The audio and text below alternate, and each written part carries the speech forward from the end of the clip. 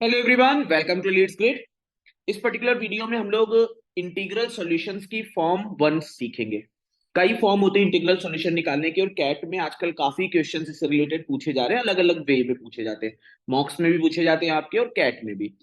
Start करते हैं हमारी फॉर्म वन का डिस्कशन। नेक्स्ट वीडियो में फॉर्म टू आएगी एंड सो ऑन। ऐसे हम लोग जितनी भी फॉर्म पॉसिबल होती है इंटीग्रल सॉल्यूशन में, जो क्वेश्चन बनते रहते हैं उनके लिए आपको पूछेंगे। ठीक है, स्टार्ट करते हैं हमारा discussion. I hope you will enjoy this concept.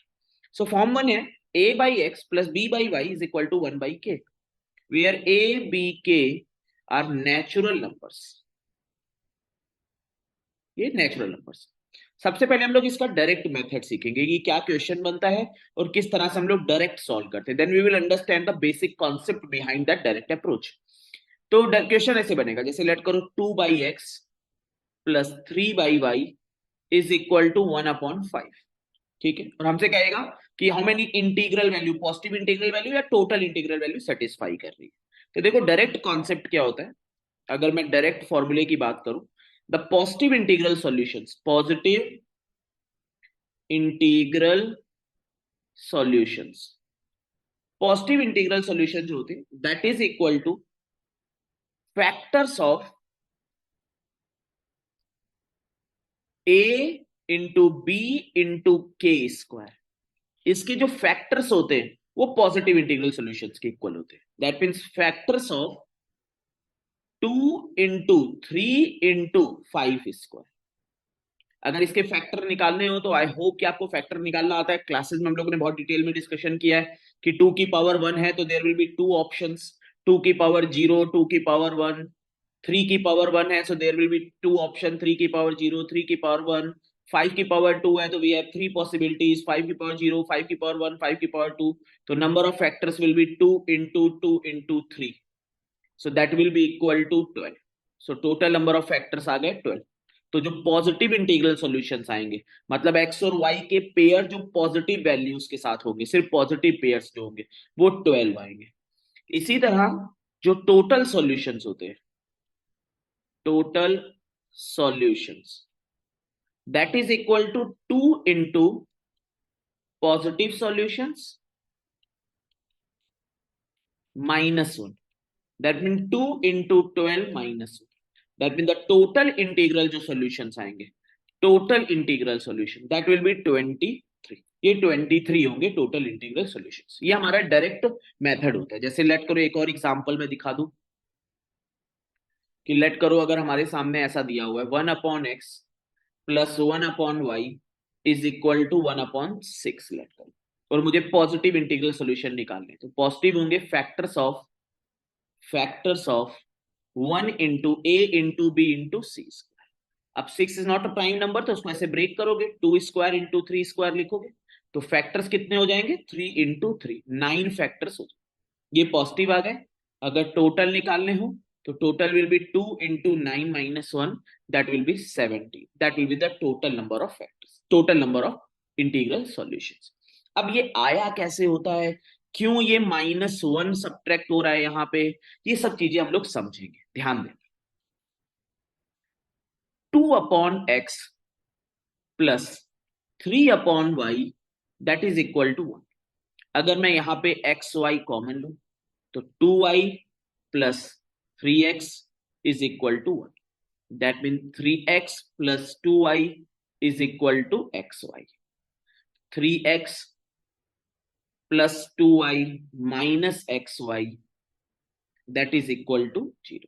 Now understand, हम लोग क्या ट्राई करते हैं बेटा, हम लोग इसको प्रोडक्ट की फॉर्म में कन्वर्ट करने का ट्राई करते हैं। जैसे ये 3x है और ये xy है, अगर मैं इससे x कॉमन लू तो that will be 3 minus y plus 2y है, 2y है। अब मैं 2y से कितनी वैल्यू सब्ट्रैक्ट करूं कि 3y - 6 3 माइनस वाई आ जाए। तो अगर मैं यहाँ पे -6 करूं और ये +6 करूं इज इक्वल टू 0, ध्यान देना। तो x 3 माइनस वाई, -2 कॉमन लिया, -2 तो 3 माइनस वाई और बन गया, +6 इक्वल टू 0।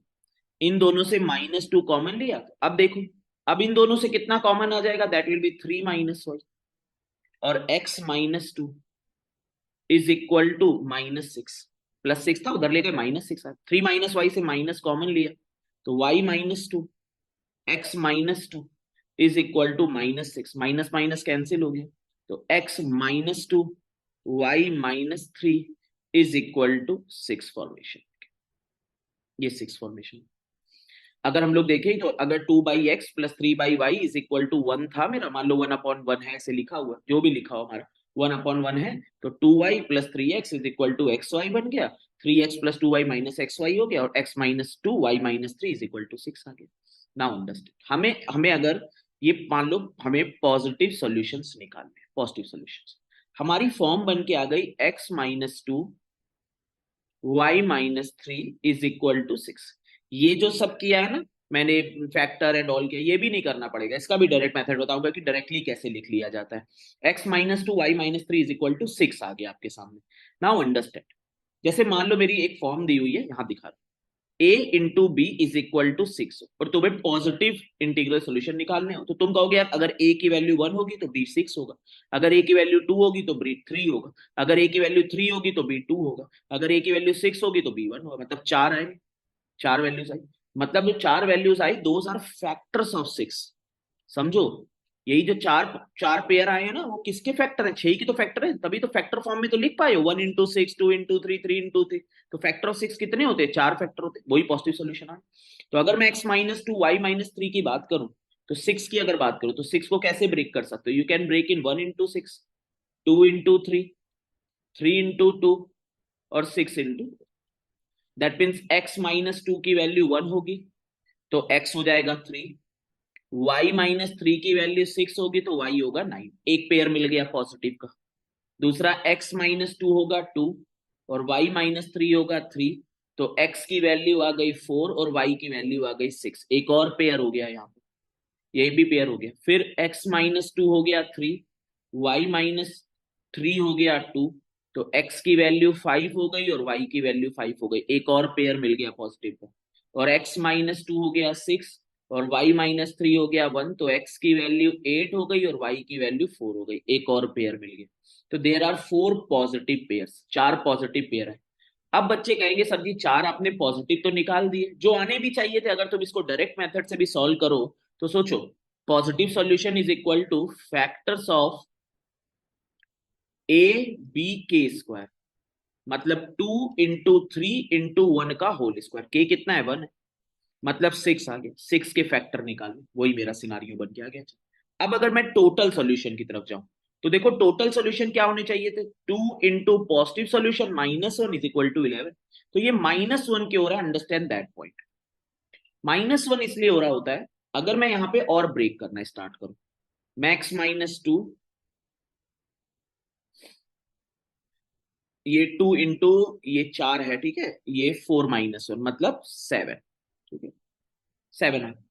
अगर मैं यहां पर x minus two y minus three is equal to six को minus one into minus six लिख सकता हूँ, minus two into minus three लिख सकता हूँ, minus three into minus two लिख सकता हूँ, और minus six into minus one लिख सकता हूँ। I can write in this way also, मैं इस वे में भी लिख सकता हूँ। अब समझो, मेरे सामने जब मैं इस केस में x माइनस टू की वैल्यू माइनस वन रखूंगा और y माइनस थ्री की वैल्यू माइनस सिक्स रखूंगा, तो x की वैल्यू वन आएगी और y की वैल्यू माइनस थ्री आएगी, एक ये केस मिल गया।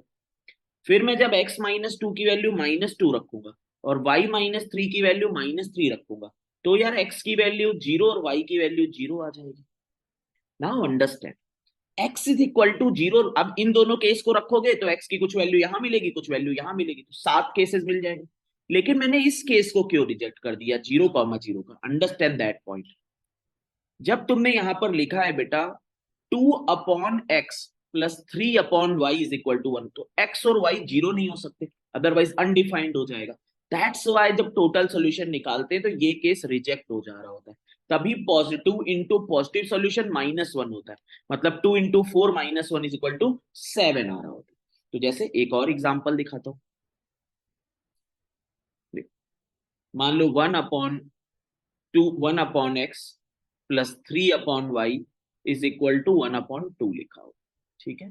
अगर इसको टोटल में मुझे कन्वर्ट करना हो, मैं एक्स वाई एलसीएम लूंगा, तो y plus three x is equal to one upon two, cross multiplication कराया, six x plus two y minus x y is equal to zero, six x plus 2y minus x y, इन दोनों से x common लिया या इन दोनों से x common लिया तो 6 माइनस वाई आया, प्लस 2y, 12 सब्ट्रैक्ट 12 एडिशन कर दिया, इज इक्वल टू 0। तो यहां से x 6 minus y, minus 2 common लिया, 6 minus y is equal to -12। तो ये x minus 2, 6 minus y is equal to -12y। तो दैट मीन्स x माइनस 2, अगर यहां से माइनस कॉमन ले लूं तो y minus 6 is equal to 12। मतलब किसके फैक्टर निकालने हैं? जो पॉजिटिव सॉल्यूशन होंगे। Positive solution is equal to factors of 12, वो 12 के फैक्टर्स। जो चीज यहां पे भी आती है डायरेक्ट सॉल्यूशन में कि positive solution is equal to factors of a b k square, मतलब 1 इंटू 3 इंटू 2 का होल स्क्वायर। मतलब कितने फैक्टर? ये positive solution total 2 into positive minus 1 total solution. अब देखो जो मैंने इतना किया है सब, इसको रिप्रेजेंट डायरेक्टली कैसे कर सकते थे? कैसे डायरेक्ट रिप्रेजेंटेशन होता? देखो क्या होता है, अगर इसी चीज को, इस फॉर्म को मुझे डायरेक्टली इस प्रोडक्ट फॉर्मेशन में लिखना है, इस फॉर्मेशन में लिखना, तो x minus this value into this value 1 into 2, y minus this value into this value 3 into 2 is equal to 1 into 3, मतलब a इंटू बी इंटू 2। ये डायरेक्ट फॉर्म हो जाती है। जैसे डायरेक्ट फॉर्म अगर मैं तुम्हें बताऊं, a upon x plus b upon y is equal to 1 upon k है। अगर इसको फॉर्म में लिखना है मुझे तो मैं डायरेक्टली ऐसे लिखूंगा, x minus a k y minus b k is equal to a b k square. ये डायरेक्टली इस तरह से लिखा जा सकता है, इस फॉर्म को डायरेक्टली इस तरह से लिखा जा सकता है हमारे लिए। So this is an important variety of question ताकि जो हम लोग डायरेक्टली हमसे पूछा जा सकता है एग्जाम कंडीशन में। अच्छा, यहाँ पे एक और चीज ध्यान रखने वाली है। जैसे मान लो हमारे सामने ये दिया हुआ है कि हमें दिया, मान लो 2/x plus 3/y is equal to 1/5, ये लिखा। हमें सॉल्व करना है, हमें पॉजिटिव इंटीग्रल सॉल्यूशन निकालने। तो हमने पॉजिटिव सॉल्यूशन के लिए factors of 2 into 3 into 5 square किया, तो जो फैक्टर आएंगे वो 2 इंटू 2 इंटू 3, मतलब 12 फैक्टर्स। परफेक्ट, ठीक है। जब मैंने टोटल निकाला तो total is equal to 2 into 12 minus 1, that is 23।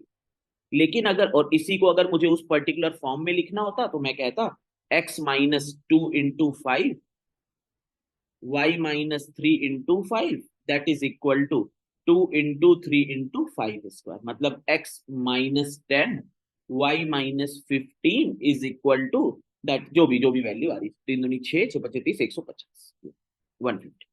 Now understand, जब मैंने इस फॉर्म को इस फॉर्म में कन्वर्ट किया है तो मैंने कहा यहाँ पे एक सब्ट्रैक्ट करने की नीड है, बिकॉज डिनोमिनेटर है उसमें हम लोग जीरो नहीं रख सकते, ठीक है।